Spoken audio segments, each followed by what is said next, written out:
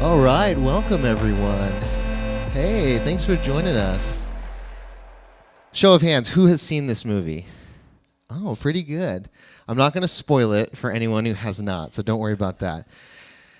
I love movies. I grew up on movies, and as I've gotten older, I've found that there's something very spiritual about film, especially the act of going to see movies. It's sad to see that the theater experience isn't what it used to be, you know?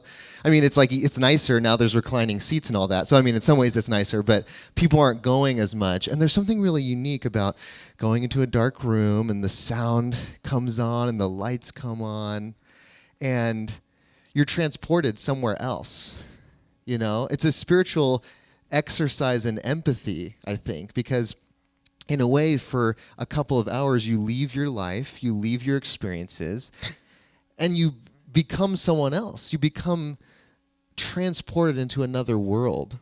I remember when I was a kid, I would go see movies, and when the credits were rolling, I remember it would take like 10 seconds for me to remember who I was. I'm like, oh, you're Jake, you're a second grader, like you're not in Monsters, Inc., you know, like, and it's kind of like waking up from a dream, you know what I mean? Like the first 10 seconds, you're like, oh, that's right, I'm this person. But it really, films allow us to connect to things outside of our normal experience, and yet we're still relating. Sometimes we're relating in big ways, or sometimes even just small ways that we see ourselves represented on the screen. We see aspects of who we are, our persona, our personality. There was a period of time couple years ago where me and Olivia got really into watching rock climbing documentaries, and you know there's a couple of those where the rock climbers don't even have ropes, you know, they just climb up the side of a mountain without any ropes. And at first I'd be watching these documentaries thinking like, oh my gosh, like these guys are totally nuts, this is the craziest thing I've ever seen. And then after a while I started to be like, no, that's me. I do that too. Like when I stand up on stage and I speak, it's like I'm rock climbing without a rope, you know? Like I get it. Like sometimes we push the relating a little too far. But this year at the Oscars, there was one movie that swept most of the major categories. And in fact, if you actually look beyond just the Oscars, it's now become the most awarded film of all time. And I actually don't like saying that because I don't like overhyping things. And so I want you to just judge it for your own experience with it. But this movie is called Everything Everywhere All at Once. And there's something that tells me the fact that it is so appreciated by so many different people across, you know, different award ceremonies and just throughout the world. Something tells me that people are seeing themselves in this movie. And you can even just see by this image that it's pretty out there, pretty wacky, pretty bizarre, and yet there's something about this that people on across the board are relating to. So I want to really quickly just kind of set the basic stage for what's happening in this movie so that we have a context through which we can dive into some of the deeper spiritual themes. This movie is about a Chinese immigrant family. They own a laundromat, and you have the main character, who is Evelyn, who is the wife and mother. And Evelyn is she's kind of emotionally unavailable. She's distant. Her mind's on so many things. She's burdened by the many responsibilities of life. And there's also a part of her that seems to be longing for something else, feeling discontented, maybe unsatisfied with the way that life ended up turning out. Then you have her husband, who's on the upper left, Wayman. And Wayman is sweet, and he's optimistic, and he's always hopeful. But Evelyn sort of looks at him and sees him as being naive, maybe too sweet. And he really just desires connection. But because he's not getting that with Evelyn, he's actually, at the beginning of the movie, he has divorce papers drafted up because he just needs to be seen by her. And so their family business is being audited. And so they go to the IRS, and it's at the IRS building that Evelyn discovers that she, in fact, is part of a much larger world. She's a part of the multiverse. Now, if you're not familiar with this concept, the multiverse is this idea that there are many or even infinite parallel universes. And in each of those, there could be a different you. Maybe it's someone who's almost exactly the same as you are now, or maybe it's something completely different. Maybe your life turned out totally differently depending on, oh, you took a different job at that time, or you married a different person, or you moved this other place, and it rippled out, and you could have ended up a completely other person. And yet something about this concept of the multiverse clearly is resonating in culture, because this movie is not the only movie right now or television show that talks about this concept. So there's something that we all, in a sense, wonder about the multiverse of our own lives. And in that sense, I think the multiverse is really a metaphor for possibility. It's a metaphor for the fact that we as human beings, we are the epicenter of infinite possibilities, because we have the power of choice, and each choice that we make in life carries us into a different future. I sometimes become pretty overwhelmed by choice and even small things. Like, I'll be trying to figure out like a pizza topping, and it'll take me 5 minutes, because I'm like, if I go sausage, like I could end up down the road like in jail. I don't know. Like there's some kind of, trying to pick a movie with me is like, if anyone's ever done that, it's a nightmare. Like for some people it's Netflix and chill. For me, it's Netflix and severe anxiety. It's just not good. But we are multiverses in and of ourselves. So here's what happens. Evelyn, discovering that there's a multiverse, also discovers, or she's told, that she is the key to facing a great evil across the multiverses. And she discovers that among all of the other Evelyns, there's something special about her. And ironically, it's the fact that she's not special. It's the fact that this Evelyn has been so close, but has not chased her dreams. She has so much unlived potential. She has so much unlived life that she's adjacent to all of these other Evelyns that have more fully gone in a particular direction, and therefore have attributes or skills that she can then use and pick up on jumping across the multiverse. So there's actually this ironic scene where it's kind of a joke, and one of the characters says, like, you're so special, you're exactly who we need, basically because you're such a failure. It's so sad. But there's something about this Evelyn that I think we all can really relate to, that there's parts of our lives where we look around and we say, well, I could have been this, or I could have been that. We feel this weight of unlived potential or life that we could have lived. We look around and we say, oh, we judge ourselves by what could have been, by who we could have been. Yet I find this to be a mental trap that we all can fall into. And ironically, we had this series at the beginning of this year, Own Your Story, which is really about embracing who we are right now in this moment as we're showing up. And yet this mental trap can so often be the opposite, the antithesis of this, where we look at who we are and we say, we just focus on what we could have been, what we wish we were. And this great evil, this villain of this story, the name is Jobu Tupaki, and this is an individual. It's sort of the dark, ominous individual at the very center. And this is an individual who had their consciousness opened up to the degree that they are able to access and see every version of themselves across the multiverse. They are fully able to embody and become every single version of themselves across the entire multiverse. And in a sense, because of this, the conclusion that they have come to is that if everything is possible, then nothing matters. That if it's just vast and infinite in every direction, then what is the point of this one small life? There's a line where they say this: everything we feel gets washed away in a sea of every other possibility. Now, this outlook, we might describe it as a type of nihilism. Nihilism comes from the root word nihil, which is a Latin word for nothing. It's the same root word that shows up in the word annihilation. And essentially, this is a conclusion that if there's no inherent meaning, then we have no way of discerning what's right or what's wrong, what's good or what's evil, that there's just nothing, and therefore there's no point.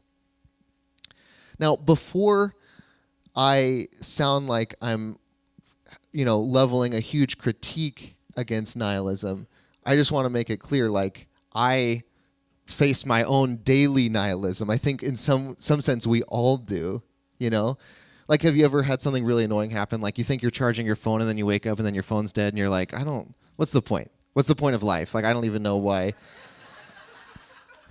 Sometimes Olivia will drag me to 6 a.m. cycling classes, which mean I have to wake up at 5 a.m. on a weekday, and I'm thinking, like, I don't know if I believe in God anymore. Like, it challenges everything, you know what I mean? So it's like I can go into nihilism on the daily, so I don't want to come up here and sound like I'm, leveraging this huge critique against nihilism.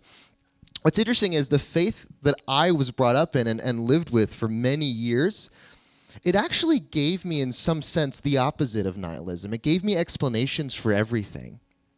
It gave me kind of a source and container of meaning for everything. It gave me boxes that everything could fit in. This is what God is. This is what good is. This is what evil is. This is what the point of life is. This is the path that your life should take.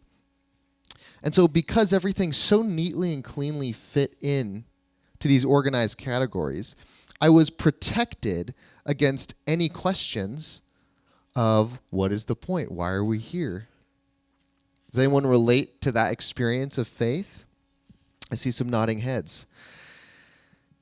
And so when I began to really go on a process where instead of protecting myself from all the questions I have, and instead when I turned and I began to lean into the questions, I went on a process that I consider to be a deconstruction of some of the things that I believed. And one natural result of this deconstruction is that I entered into a place at times of nihilism, because if the very structure and center of meaning that I had held so dearly for so long, if I had questions about that, if the things that I felt were unequivocally, unarguably true, if I began to question those things and wonder, are these things actually true? It started to shake the very foundation of everything. And in some sense, I wondered, what could I know? Is everything nothing? Is everything nihil? And yet, I am encouraged to find that our great spiritual texts, our great wisdom traditions, they don't tell us, avoid these feelings at all costs. They actually tell us this type of experience is a direct part of what it means to be human.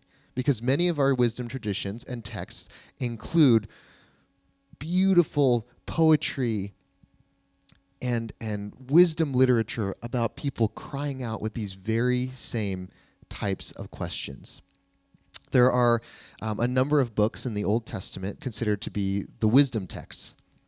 Two of these are Proverbs and Ecclesiastes, and they're actually back to back, and they're believed to be written by the same author, which is Solomon, the son of King David, who kind of in the lore of the Hebrew tradition is believed to be the richest and the wisest man who ever lived. I don't think nowadays we would put those two things in the same category, but at the time,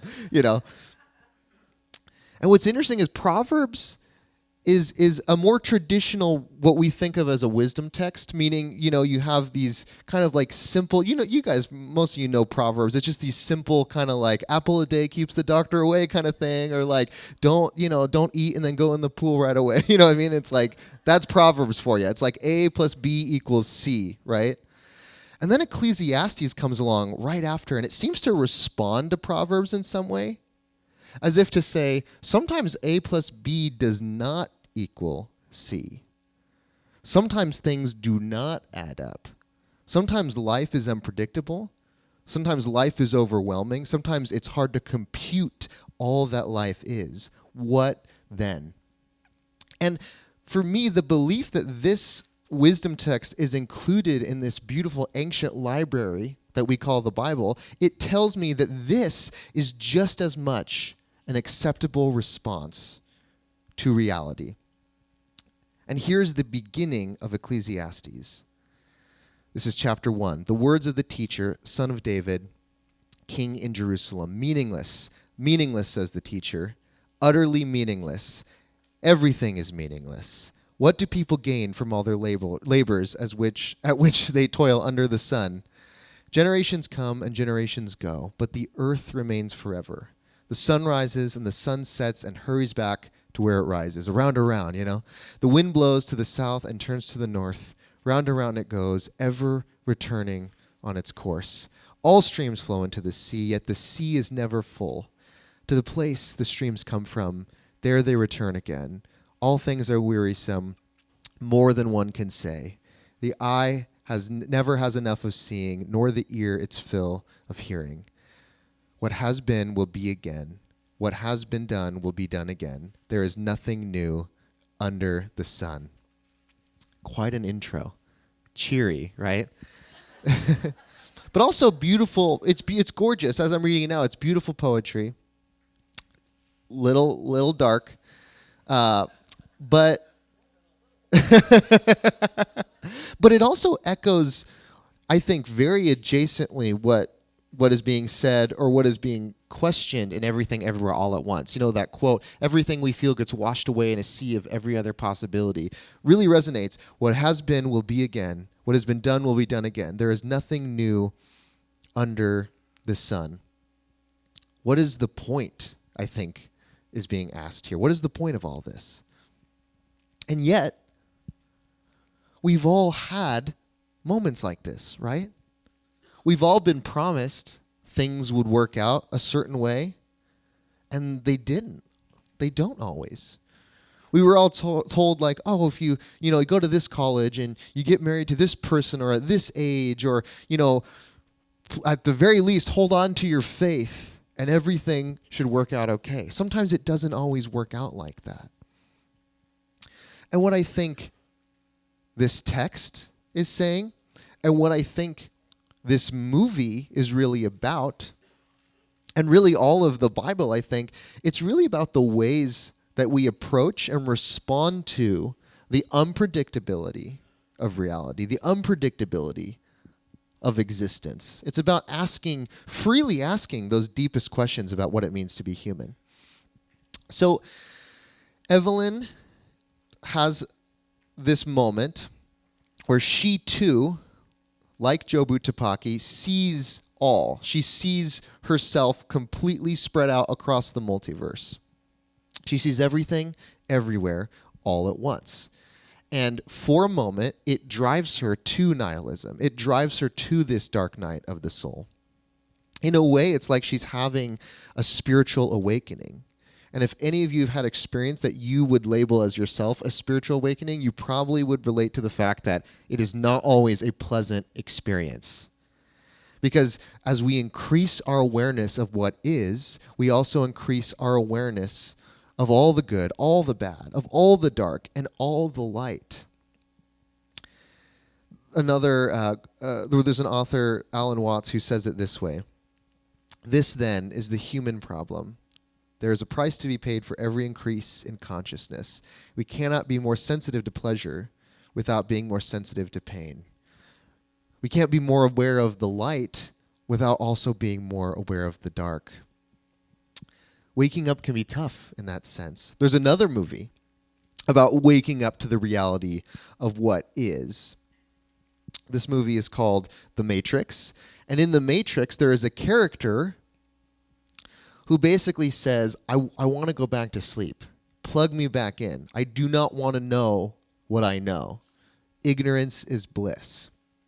And I'm sure we can all relate to that on some level. That there are moments where we ask for spiritual growth, and then we go, why did I ask for this? Like, what? Sometimes I even look at just the process of growing up as an awakening like this. For me, like I'm turning 30 this year, and there was a long period of my life, especially in my youth, where I thought, I can't wait to be 30. Like, I'm going to have it all together, and I'm going to be surfing when I'm 30. You know what I mean? Like, I got it. And now I'm like, can I go back to being a kid? Like, they know what's up, like I want to be bored. Like, I miss being bored. Like, they know all about that, I want to go back, Like, they didn't tell me that taxes were every year. It's like I don't even get them. I don't understand, Like I stand up here every day and go, your donations are tax deductible. It's like I honestly I don't really know what that means all the time. You know what I mean? Like I kind of do, but I kind of don't. Okay, moving on. Let's ignore that. So that's getting cut out. We'll edit that one out. So don't. So you have Wayman, you have the husband, and he is throughout the movie he's optimistic, he's sweet, and yet when Evelyn has this awakening moment where she's questioning everything, she looks at Wayman, she looks at his sweetness, she looks at his optimism, and says, "You're not seeing what I'm seeing. We're not looking at the same reality." And in a sense, she lashes out at him. She has this moment where he's sort of the problem. And so I want to show a scene to show you what Wayman's response is to that. But before I do, I just want to set it up. If you have not seen this movie, there are two multiverses or there are two timelines essentially at play at this scene. There's a scene where they're all fancy and dressed up, and this is a reality where Evelyn and Wayman did not end up together. And then there's a scene where they're in the laundromat, and this is a scene where this is the timeline where they did end up together. So I just want to make that clear if there's any confusion. All right.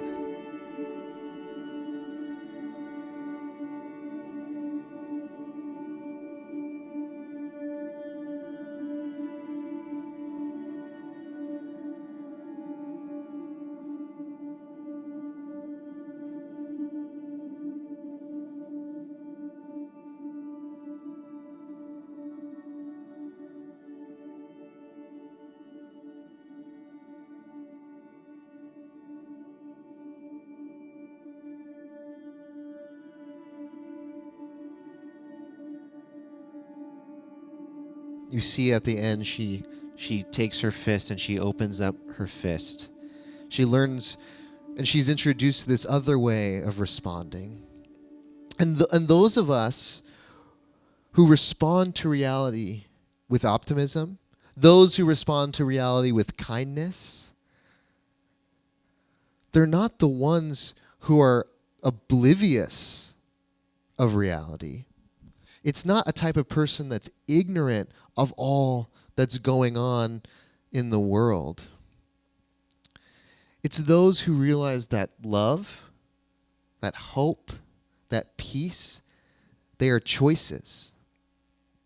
It's not in spite of what's going on in the world that you choose love, that you choose kindness. It's because of it. It's because you know how cruel the world can be, but also how important love can be to make a difference. You know how difficult things can be, so that's why you choose to be kind. And you know what Wayman knows, as he said earlier in the scene, be kind if you don't know what's going on. Because the truth is, on some level, we never know what's going on. Everything's a mystery, always unfolding. And so, what else is there to do but be kind? We're all a little bit scared, right? And he tells her, I've been on the earth as many days as you. I'm looking at the same reality as you. But instead of a world without meaning, I see a world where we are responsible to create meaning, to help others find meaning. Author Alan Cohen puts it this way: love is heaven and fear is hell. Where you place your attention is where you live. In a sense, we choose what multiverse we live in by where we put our attention, by our disposition, by our orientation to reality. And sometimes it means going through the dark. We return to Ecclesiastes now at the end of this text. And it says this in Ecclesiastes 9. So here is what you should do. Go and enjoy your meals. Drink your wine and love every minute of it, because God is already pleased with what you do. Dress your best and don't forget a splash of scented fragrance. Enjoy life with the ones you love. Cherish every moment of the fleeting life which God has given you under the sun. For this is your lot in life, your great reward for all your hard work under the sun. What is the response to an unpredictable, sometimes chaotic world, chaotic life? Enjoy. love, cherish. He even goes so far to say, put on the perfume. And Evelyn at the end of this movie comes, no spoilers, but really just kind of comes to this resolution where she is still aware of reality in its new form. She's still aware of the multiverse all around her, but she makes the choice to come back to the present moment with love. The truth is, we do all live with access to a very real multiverse. It's called the internet. And it's true. It's true. The internet gives us access to everything, everywhere, all at once. And the truth is the creators of this movie, they even said that's really kind of an undertone of this film, is something that, is new in this age, in this time. And not only that, we all walk around, we have our cell phones, we walk around with it every day, access to the infinite possibilities. And yet, if we get too sucked in to that reality, I think we do, in some sense, end up like Jobu Tupaki, fragmented, shattered, overwhelmed by all that is. And the alternative? It's not pretending that all these other realities don't exist. It's not pretending that there isn't suffering in the world. It's not choosing to be ignorant of the pain all around you. But it's choosing presence. It's choosing the only moment that we can ever be in, this one. And it's choosing that not in spite of, but because of the realities going on all around us. Something that's been really helpful for me in the past few years, and again, we've all experienced what feels like a heightening of this dynamic with all that's going on in our world. And something that's been really helpful for me is this simple mantra. Now, here, this. Now, when, now, where, here, what, this. In some ways, this is a response to everything, everywhere, all at once. It's saying, where else could we be but here? When else could we be but now? What else could we be focused on but this? So when you're lost in thoughts of maybe all that you might have been or all that you could have done with your life, now, here, this. When you're overwhelmed by images and news stories of all that's going on in the world, now, here, this. When you're lying in bed at night, your mind is racing for all the things that you need to do, all the things that you should be thinking about so you're ready for the next day. Now, here, this. Maybe we can just practice that together for a second. If you just want to close your eyes, just come back to now, here, this.